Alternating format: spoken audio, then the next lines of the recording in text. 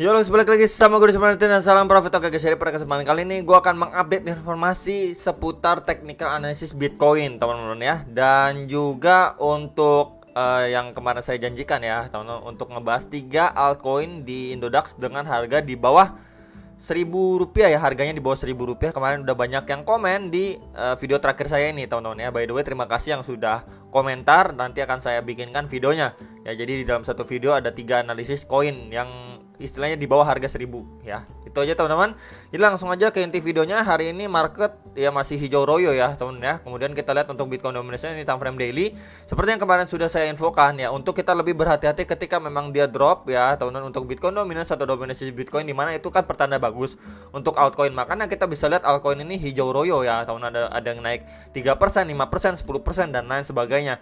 Cuman memang kita temukan nih teman-teman, ini adalah lowest point sebelumnya ya, sebelum dia up kenceng ya teman-teman ya. Jadi ini adalah area yang juga krusial ya untuk altcoin. Ketika memang dia ngetes lagi atau retest di area support ini, ketika dia pump kenceng teman-teman untuk Bitcoin dominance atau dominasi Bitcoin, dimana itu juga salah satu hal yang kurang bagus untuk altcoin. Nah cuman kalau misalkan di area sini dia cuman up sedikit, kemudian dia sideways malah drop lanjut lagi lebih deep lagi untuk Bitcoin dominance atau dominasi si Bitcoin, itu lebih bagus untuk altcoinnya teman-teman ya. Jadi harus diperhatikan nih area sekarang nih, ini krusial banget lah untuk Bitcoin dominance atau dominasi Bitcoin, yang tentu sangat-sangat berpengaruh untuk altcoin ya. Kenaikan harga altcoin ini juga sangat terpengaruh oleh Bitcoin dominance atau dominasi Bitcoin.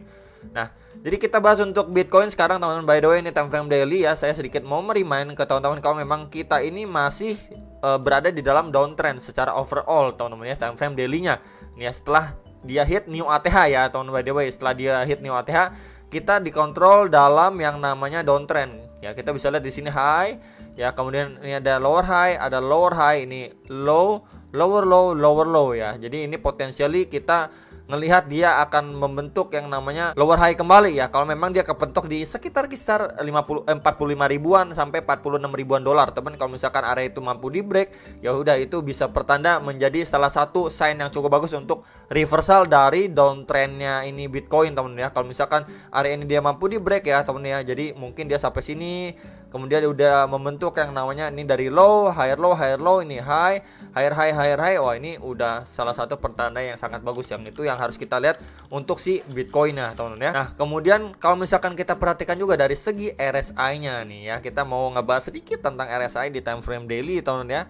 Ya sekarang ini posisi RSI ini di sekitaran 40,1, sekitar area itu ya, dimana kalau misalkan kita lihat ya sebelumnya nih, ketika dia drop ya, downtrend sesaat teman-teman ya, kemudian market up, kita bisa lihat ya ditandai dengan benar-benar RSI itu mampu ngebreak area 50. Jadi itu adalah salah satu sign yang harus kita perhatikan dari time frame daily ya teman-teman. Kemudian di sini juga nih, ketika market drop ya, kemudian dia pump, kita bisa lihat waktu dia pump ini RSI-nya juga mampu ngebreak dari area 50 teman-teman. Jadi memang area 50 dari RSI time frame daily itu menjadi salah satu indikator yang perlu dan wajib kita perhatikan gitu ya. Jadi memang sekarang ini kan dia masih struggling di kisaran-kisaran 40.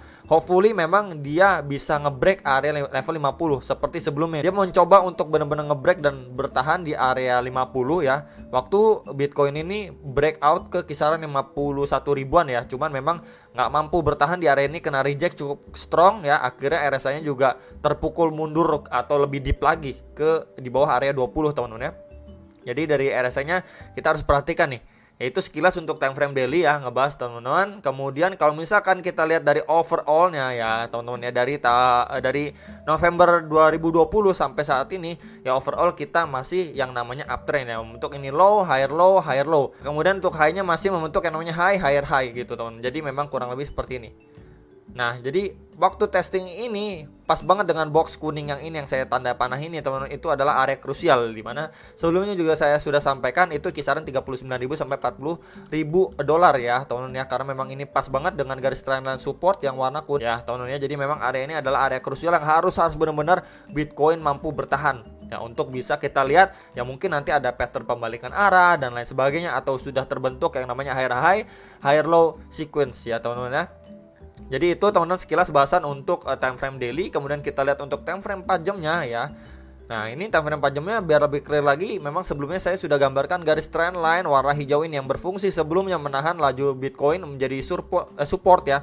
Dan sekarang potensialnya menjadi new resistance. Ya, kita bisa lihat ya, Bitcoin ini memang struggling untuk benar-benar breakout dari trend line warna hijau ini.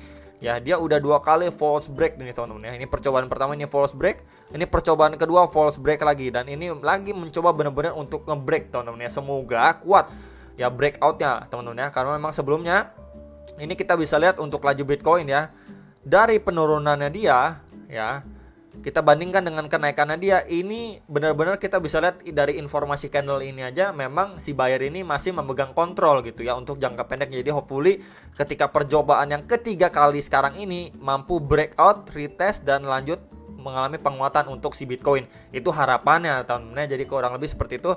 Tentunya memang harus testing kembali lagi di box kuning nomor 2 ini, yaitu di sekitar ya 43.500 sampai 44.000 dolar. Di area ini harus mampu mempertahankan posisinya dulu untuk melanjutkan penguatannya.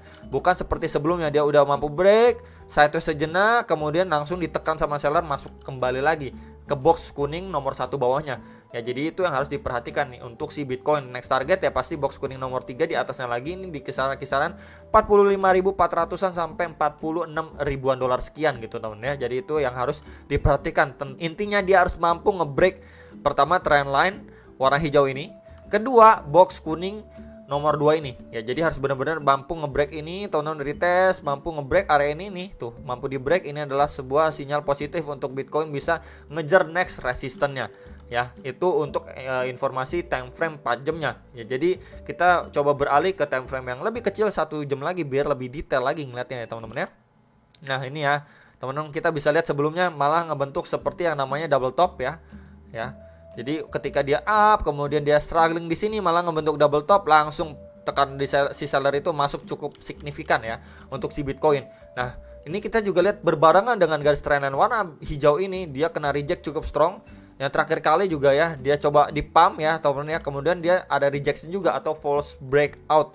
Ya, kemudian dia retest lagi di sekitar bagian atas dari box kuning nomor 1 ini, atau juga di situ ada MA50 nya time frame 1 jam, dia mampu bertahan. Nah, sekarang ini lagi percobaan untuk breakout trendline warna hijau ini ya. Semoga aja kuat teman-teman ya, semoga kuat. Kemudian testing ini mampu dipertahankan posisinya. Ini udah adalah hal yang cukup baik sekali untuk Bitcoin bisa melanjutkan penguatannya gitu teman-teman. Setidaknya seperti itulah harapannya. Ya, kalau misalkan yang nanyain probabilitas yang ataupun skenario buruknya gimana, ya udah, dia mungkin di area sekarang aja udah kena reject atau dia udah breakout cuman false break ya. False break seperti sebelumnya.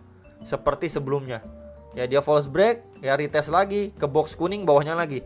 Nomor 1 ini di kisar-kisaran 42.400-an sampai 42.900-an dolar teman-teman ya. Jadi itu untuk skenario terburuk jangka pendeknya. Jadi itu yang harus diperhatikan ya teman-teman ya.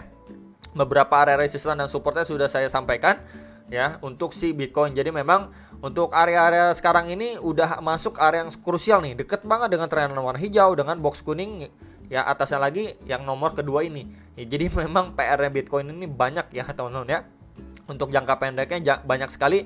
Supaya apa, harapan kita untuk bisa ngelihat si Bitcoin itu rebound lebih tinggi lagi ya ekspektasi kita.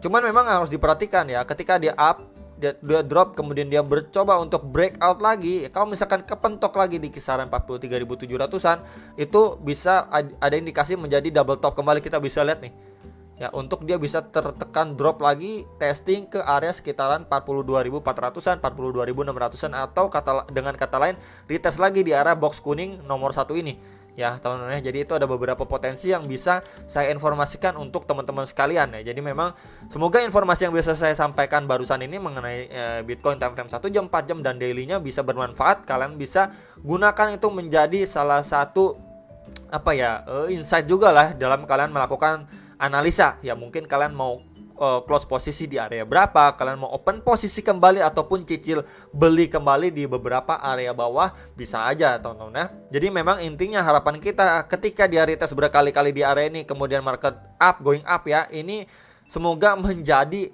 istilahnya ya, kita bisa bilang harapannya menjadi koreksi yang terakhir lah di bulan Januari Februari ini ya. ketika kita bisa lihat harapannya kan market going up kembali gitu ya teman. Tapi kalau misalkan dia going up pun kita harus perhatikan beberapa area. Tadi sekitaran 46.000, next lagi kisaran 48.000, kemudian 50.000. Ya pokoknya masih banyak sih target resistennya untuk si Bitcoin. Cuman harapan kita untuk jangka pendek ini dia sustain dulu berada di kisaran 40.000, 41.000 dolar. Kemudian dia naik secara perlahan aja udah cukup baik sekali lah teman-teman untuk si Bitcoin ini gitu ya. Itu aja sih teman-teman intinya ya. Jadi harapan kalian seperti apa, kalian bisa tulis di kolom komentar teman-teman ya. Dan sampai jumpa untuk ke next video dan happy weekend. Salam profit.